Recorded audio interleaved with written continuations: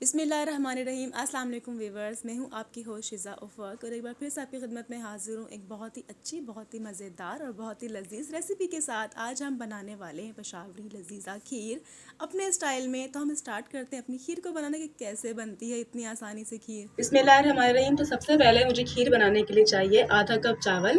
یہ چاول میں تقریباً 2 سے 2.5 گھنٹے کے لیے پانی میں بھگو کر رکھ دیے تھے۔ اگر آپ کو ایمرجنسی ہے، جلدی بنانی ہے تو کوئی مسئلہ نہیں ہے، آپ نے آدھا کپ چاول لینے ہیں، جتنی کھیر بنانی ہے اسی حساب سے آپ نے چاول لینے ہیں اور اسے گرم پانی میں بھگو کے رکھ دینا ہے 15 سے 20 منٹ کے لیے۔ تو پھر اس کے بعد ہم اسٹارٹ کرتے ہیں اس کو بنانا کہ اس کو کیسے بناتے ہیں۔ بسم اللہ الرحمن الرحیم۔ تو مجھے یہاں پر لینا ہے 2 کلو دودھ۔ میں یہاں پہ 2 کلو دودھ استعمال کر رہی ہوں۔ آپ اپنے حساب سے زیادہ بھی کر سکتے ہیں جتنے آپ کو کھیر بنانی ہے۔ اور چاول میں نے اس میں استعمال کیے تھے کہ کوئی بھی چاول آپ کے پاس آرام سے آپ اس کو استعمال کر سکتے، چاہے وہ ٹوٹا ہو، چاہے وہ براسپتی کا ٹوٹا ہو، چاہے وہ کھیر والا چاول ہو، آپ کوئی بھی چاول اس میں استعمال کر سکتے ہیں۔ تو یہاں پر میں آپ چلا لیتی ہوں چولہا دودھ کو اچھے سے گرم کرنے کے لیے۔ یہاں پر آپ اس میں 2 الائچی کوٹ کے ڈال دیں گے۔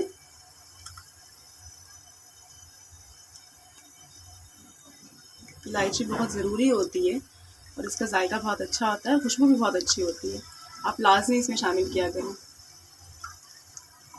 دودھ ہمارا اچھے سے بوائل ہو گیا ہے۔ اب میں اس میں اپنے چاول ایڈ کر رہی ہوں۔ چاولوں کو آپ نے اچھے سے کوٹ لینا ہے کسی بھی چیز کی مدد سے جو آپ کو آسانی لگے۔ آپ تمام چاول اس میں ایڈ کر دیں۔ تو چاول شامل کرنے کے بعد میں اس میں ساتھ کے ساتھ ایڈ کروں گی یہاں پر 3 بڑے کھانے کے چمچ بریڈ کرمز، یعنی کہ اگر آپ کے پاس یہ نہ ہو تو آپ پاپے لیں اور ان کو گرائنڈ کر کے ان کو چورا بنا لیں، تو اس طرح آپ کے بریڈ کرمز بن کر تیار ہو جائیں گے۔ تو میں نے یہاں پہ شامل کیے 3 کھانے کے چمچ بریڈ کرمز۔ آپ اس کو اچھے سے مکس کر لیں، اس کا ٹیسٹ آپ کی پشاوری کھیر میں بہت ہی اچھا آئے گا۔ آپ اس کو چیک کر کے دیکھیے گا کتنے مزیدار بنتی ہے یہ کھیر۔ اگر آپ کو میری ریسیپی پسند آئے تو مجھے لائک کر دیں، ساتھ میں شیئر کر دیں، اور اگر نیو ہیں تو سبسکرائب کرنا ہرگز مت بھولیے گا۔ تو ایک دفعہ ہم اپنے فلیم کو ہائی کر کے اس میں بوائل ہونے دیں گے، اس کو پکنے دیں گے اچھے سے۔ جب یہ پکنا سٹارٹ ہو جائے گا پھر میں کم سے کم 15 سے 20 منٹ کے لیے اس کو ہلکی آنچ پہ رکھ دوں گی، تاکہ ہمارے جو چاول ہیں اور جو ہم نے اس میں بریڈ کرمز ایڈ کیا تھا، یعنی کہ پاپوں کا چورا ہم نے جو شامل کیا تھا اس میں، وہ اچھے سے پک جائے گا۔ بسم اللہ الرحمن الرحیم۔ دوسرے چولہے پر ہم نے اپنی کھیر کی چاشنی بنانی ہے۔ اب آپ سوچیں گے یار کھیر کی چاش کون بناتا ہے، تو ایک بار ٹرائی کر کے دیکھیے گا، اندازہ ہو جائے گا کتنا مزہ آتا ہے ایسے کرنے میں اور کتنا اچھا کھانا بن جاتا ہے۔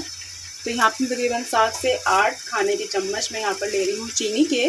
کم زیادہ کرنا آپ کی مرضی پہ ہے کہ آپ کو کتنا اچھا لگتا ہے، آپ کی پسند پہ ڈیپینڈ کرتا ہے۔ تو میرے لیے اتنے کھانے کے چمچ بہت ہوں گے۔ اب اس میں تھوڑا سا پانی ایڈ کر رہی ہوں، بس اتنا سا پانی ہمارے لیے بہت ہوگا۔ اب اس کو پکنے کے لیے میں بالکل ہلکی سی آنچ پہ چھوڑ دیتی ہوں۔ اگر ہم لوگ آنچ تیز کریں گے تو ہماری چینی جل جائے گی اور کڑوی ہو جائے گی۔ بالکل ہلکی سی آنچ پر آپ اس کو گلابی ہونے کے لیے چھوڑ دیں۔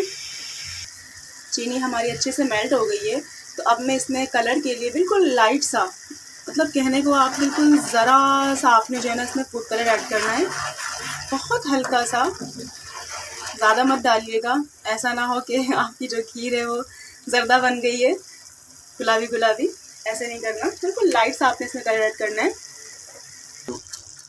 تو یہ دیکھیں ماشاءاللہ ہماری چاشنی بن کے بالکل ریڈی ہو گئی ہے جیسے کہ ہمیں چاہیے تھی۔ دیکھیں زبردست ہو گیا اس کا کلر۔ تو یہاں میں کر دیتی ہوں چولہا بند اور اپنی کھیر چیک کرتے ہیں اب ہم۔ تو یہ دیکھیں ہماری جو کھیر ہے ماشاءاللہ بن رہی ہے اچھے سے۔ اس کو ہم نے مزید گاڑھا کرنا ہے، اور یہاں پر اب میں اس چمچے کو کر دوں گی سائڈ پہ، اور ایک لکڑی کے چمچے ڈوئی کی مدد سے یا گھوٹنے کی مدد سے ہم اچھے سے اس کو تیز تیز ہاتھوں سے، سخت ہاتھوں سے چمچ چلائیں گے، اس میں ڈوئی چلائیں گے۔ اس سے یہ ہوگا کہ جو آپ کے چاول تھوڑے بہت موٹے رہ جائیں گے وہ اچھے سے گھٹ جائیں گے، مطلب کہ گل جائیں گے اور مکس ہو جائیں گے۔ اس کی خوشبو بہت اچھی آ رہی ہے، ضرور ٹرائی کیجیے گا۔ یہ دیکھیے ماشاءاللہ ہماری کھیر بن کر ریڈی ہو چکی ہے۔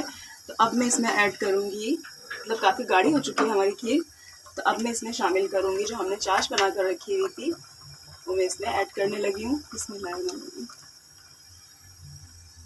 یہ دیکھیں جی اس کا کلر کتنا پیارا سے چینج ہو گیا ہے، اور ایسا لگ رہا ہے کہ جیسے آپ نے پوری رات بیٹھ کے دودھ کو کڑھایا ہے اور پوری رات بیٹھ کے آپ نے کھیر بنائی ہے. یہاں پر اب اس میں شامل کر دیں ڈرائی فروٹس جو بھی آپ کے پاس گھر میں ہوں.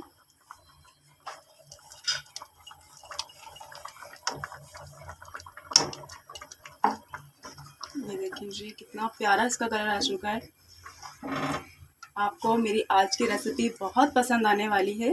اسے ضرور ٹرائی کیجیے گا اپنے گھر میں، مہمانوں کے ساتھ، اپنی فیملی کے ساتھ، اپنی ساس کے ساتھ ضرور شیئر کیجیے گا.